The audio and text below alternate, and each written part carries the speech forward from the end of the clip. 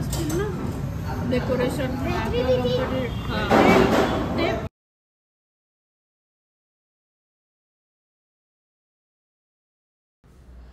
Hello everyone, good morning, welcome to the new vlog. तर आजची morning मस्त अशा गरमागरम पोह्यांनी झाली. त्रिशा तिचा लंच बॉक्स घेऊन स्कूलला गेली होती. ती गेल्यानंतर मी मस्त आमच्या तिघांसाठी गरमागरम पोहे बनवले आणि इथे राजेशचा पण लंच बॉक्स रेडी केला. आता तुम्ही म्हणाल तिघं कोण? त्रिशा तर स्कूलला गेली म्हणते. तर तिघं म्हणजे आज आमच्यासोबत माझी भाची पण होती, म्हणजे माझ्या नंदेची मुलगी, सो ती पण होती. राजेश गेल्यानंतर तिने आणि आम्ही दोघींनी मिळून मस्त ब्रेकफास्ट केला. त्यानंतर मी घरातलं आवरायला घेतलं, कारण आज मला अन्नप्राशनची ऑर्डर पण होती. सो मला आज घरातलं पटकन आवरून मला स्वतःला पटकन स्वतः फ्रेश होऊन रेडी होऊन आणि त्या तयारीला लागायचं होतं. इतर वेळी अन्नप्राशनची आत्तापर्यंत जेव्हा पण ऑर्डर आली आहे ती मोस्टली वीकेंडलाच आली. सो वीकेंडला असली की राजेश मोस्टली घरीच असतात, सो मला त्यांची खूप मदत होते त्या कामात. आणि ह्यावेळी नेमकी वीकडेजला आली आणि राजेश ऑफिसला जाणार होते. बट कोइन्सिडेंटली माझी भाची आमच्यासोबत होती, सो मला टेन्शन नव्हतं, कारण ती खूप क्रिएटिव्ह आहे. तिची भरपूर मदत झाली मला आणि त्यामुळे मला तितकं टेन्शनही नाही आलं की ही आहे तर आपल्याला हेल्प होईल म्हणून. आणि तिनेही आवडीने सगळं केलं. सो घरातलं मी पटापट सगळं आवरून घेतलं, कारण मला 2पर्यंत ते सगळं रेडी करून द्यायचं होतं.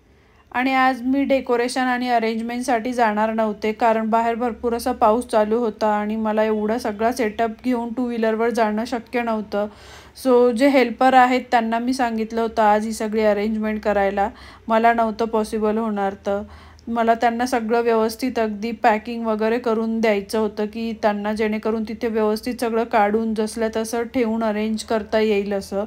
सो तिचा आणि सोबतच मी एकीकडे चहा पण ठेवला होता. आमचा ब्रेकफास्ट झालेला होता पण चहा घेऊन नव्हता झालेला, सो एकीकडे चहा पण ठेवला होता आणि सगळं जे काही सामान लागणार आहे ते मी सगळं खाली काढून ठेवत होते आणि सगळी तयारी चालू केली होती, कारण सारखं सारखं उठायला नको, पटापट काम व्हायला पाहिजे, म्हणून सगळं मी एका जागी आणून ठेवलं. आणि आता मी मस्त चहा घेत ते सगळं काम करणार होतो.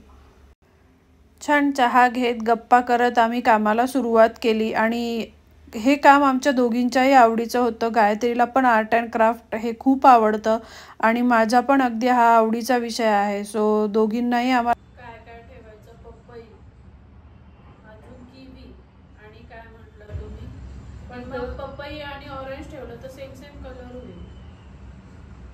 मग ड्रॅगन फ्रूट, माझं पपई, ड्रॅगन फ्रूट, हां इथं पपई आणि मी इथं संत्री म्हणते, म्हणजे नॉर्मल थोडाफार शेडमध्ये चेंज होईल. नाही तर पपईचा कलर कसा थोडा येलो निघतो ऑरेंज, तर त्याच्यावर आपण इथं खालीवर करू शकतो.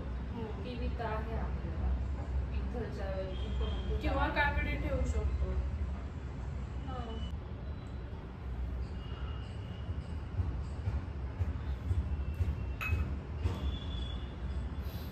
ते नारळ कशाला घेतलं ते त्याच्यात त्या दिवशी काल नाही काय सोडलं ते, म्हणजे ते काही ठेवणार आहे त्याच्यामध्ये, त्याच त्यांनी याच्यात ठेवून दिलं फक्त. आम्ही कुठे फोडायला लागेल ते फोडलेलं.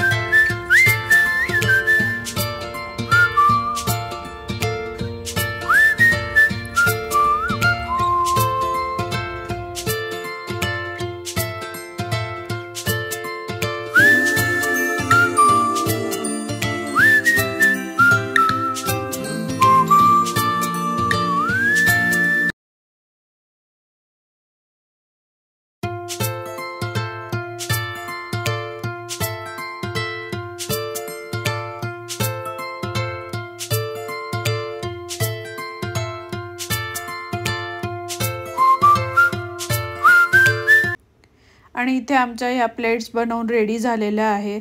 यातलं कुठलं डिझाईन तुम्हाला सगळ्यात जास्त आवडलं हे मला कमेंटमध्ये नक्की सांगा. माझा नेहमीच प्रयत्न असतो जेव्हा पण केव्हा अन्नप्राशनची ऑर्डर असते की काहीतरी वेगळं आपण डिझाईन करायचं, रिपीट नाही करायचं. जे होऊन गेलं ते रिपीट मी नाही करत मोस्टली. काहीतरी वेगळं करूया असं माझा नेहमी प्रयत्न असतो. आणि काय होतं प्रत्येक वेळी बॅकड्रॉप डेकोरेशन मात्र कस्टमर सेम बनाना लीफवालं जे आहे तेच सिलेक्ट करतं. सो त्याला मी भरपूर ऑप्शन देते पण कस्टमर आत्तापर्यंत तेच सिलेक्ट करत आहे. सो मला असं झालं आहे की आता ठीक आहे त्याला मी काही करू शकत नाही पण जे काही फूड रिलेटेड आहे डिझाईन ते मी काहीतरी प्रत्येक वेळी वेगळं केलं पाहिजे. सो मी त्याच्यात चेंजेस करत असते आणि बॅकड्रॉप डेकोरेशन आहे तेच मॅक्सिमम टाईम तुम्हाला तेच दिसेल. सगळ्या प्लेट्स वगैरे रेडी करून झाल्यानंतर मी आता इथे हे सगळं पॅकिंग करण्यासाठी घेतलेलं आहे. व्यवस्थित असं छान अरेंज करून मला ते द्यायचं आहे कारण ते ट्रॅव्हलमध्ये खराब नको व्हायला. इकडे तिकडे होऊन ते एवढं छान केलेलं डिझाईन मेसी नको व्हायला. सो आता माझी तीच सगळी अरेंजमेंट चालू आहे. बऱ्यापैकी वेळा असंच करते इथे फोटो व्हिडिओ घेऊन घेते.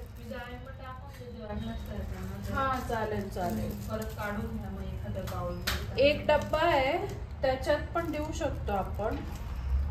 हे याच्यामध्ये दिलं तरी चालेल ना आम्ही त्यांना डाळ एक्स्ट्राचं. सगळं पॅकिंग वगैरे करून झाल्यानंतर आम्ही ते दादा आले त्यांना हे सगळं द्यायला चाललो होतो. त्रिशा पण तोपर्यंत येऊन गेलेली आणि ते सगळं दिल्यानंतर भरपूर लेट झालं होतं. त्यानंतर आम्ही जेवण वगैरे केलं आणि त्यानंतर भरपूर पसारा होता घरामध्ये.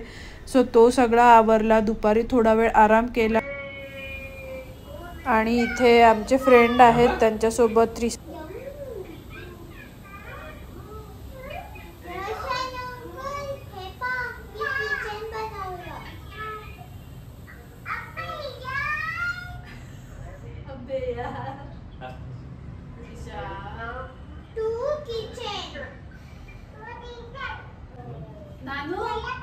नानू राजेशने आंघोळ नाही केली.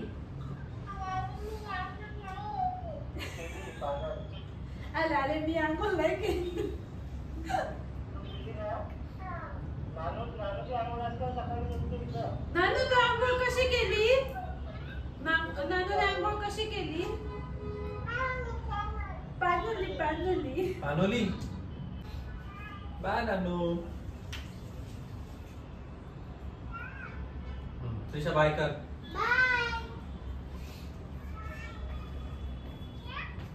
हो बाय. नाही आम्ही चहा पिऊन दुपारी आवरता करता आणि जेवण करता बरंच लेट झालं होतं आणि फारशी अशी भूक नव्हती लेट जेवण झाल्यामुळे आणि थकलोही खूप होतं. तर म्हटलं चला आज बाहेरच जाऊया आणि फारशी अशी भूक नव्हती. सो भाजीपोळी असं प्रॉपर जेवणाचा काही इच्छा नव्हती कुणाचीच. मग पावभाजीचा प्लॅन झाला आणि गायत्री पण होती तर म्हटलं चला आज मस्त बाहेरच डिनर करूया.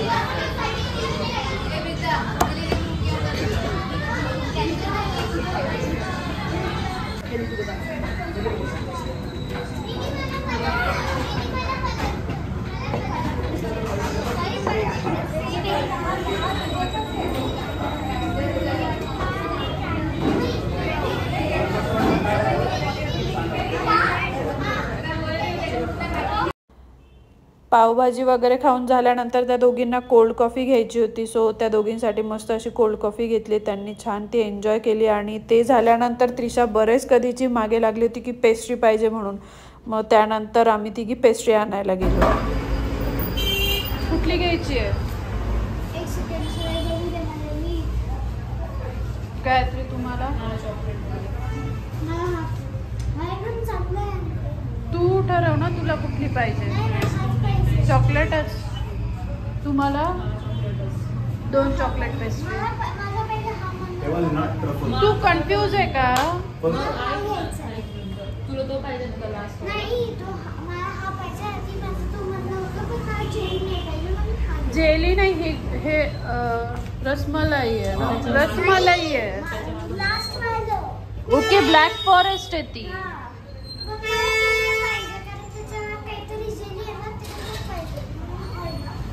दोन्ही ट्रफलच आहे. हो गरम करून द्यायचे. नॉर्मल पार्सल ना. पार्सलच द्या.